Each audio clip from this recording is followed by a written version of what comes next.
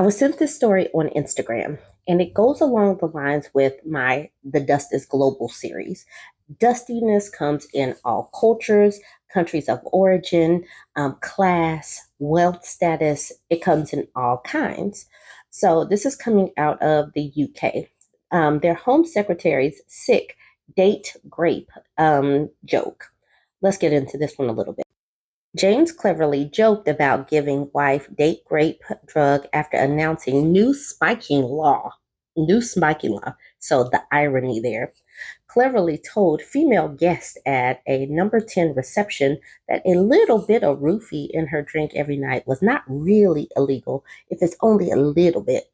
Mr. Cleverly also laughed that the secret to a long marriage was ensuring your spouse was someone who was mildly sedated so she can never realize there are better men out there.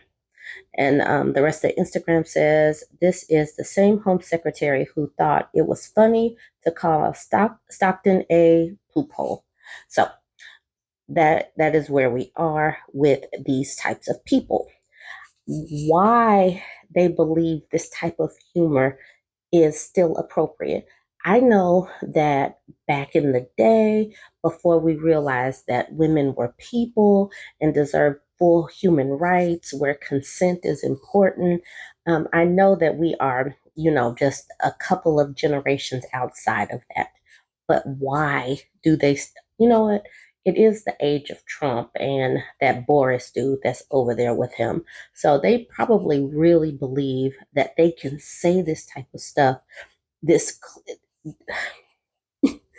this is not funny. What some of the people are saying under the Instagram, someone needs to glue his lips together. The man is not fit to be an MP. And then someone says he's very well suited to the Tory party. Now, I'm not really familiar with the UK politics over there, so I don't know. Is the Tory party like the party of MAGA and Trump and them?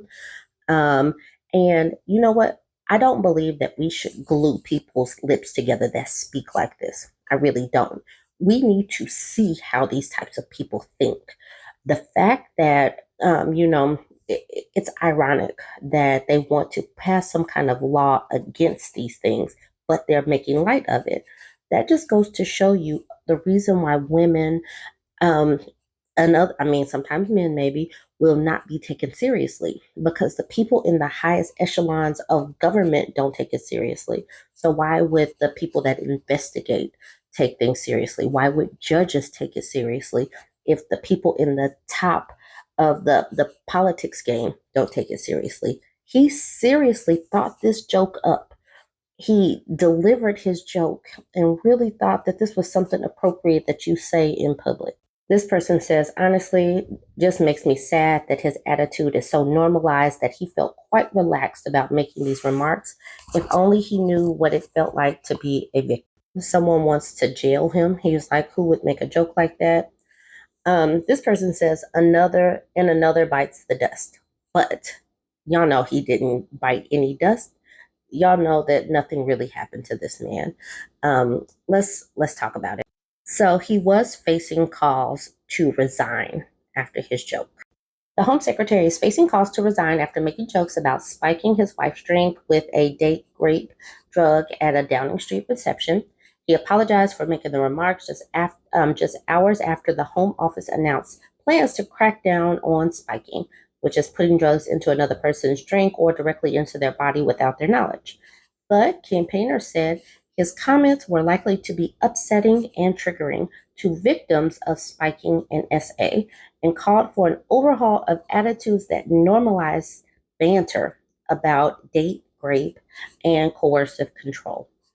Yes, we have got to have a shift in attitudes. Just making them stop talking does not shift attitudes. There needs to be consequences, and it needs to be consequences top to bottom. Okay, so y'all know what he said. We already went over it. He was like, it's not illegal if it's just a little bit.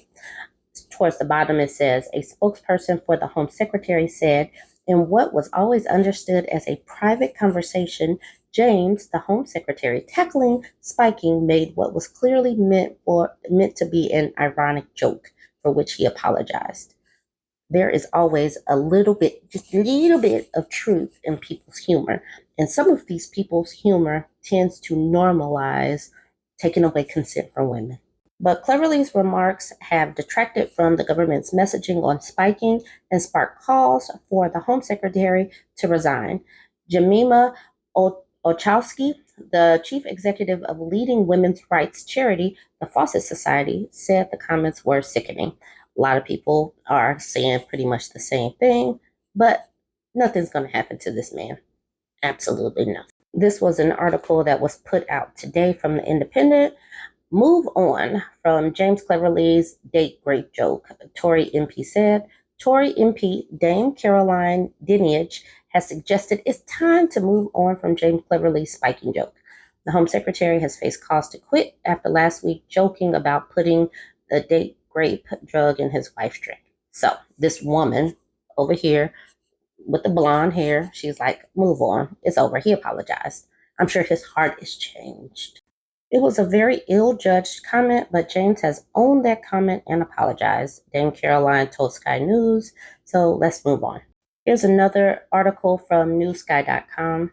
The Home Secretary's date rape joke was misogynistic and very ill-judged, a senior conservative MP has told Sky News. He has faced calls to resign, but Downing Street has said Rishi Sunak considers the matter closed following his apology. So that's all that it takes. He apologized. It's over. Nothing to see here.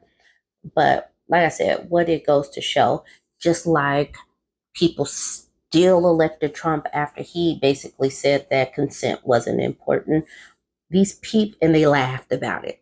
People laughed about it. We have normalized this type of joke.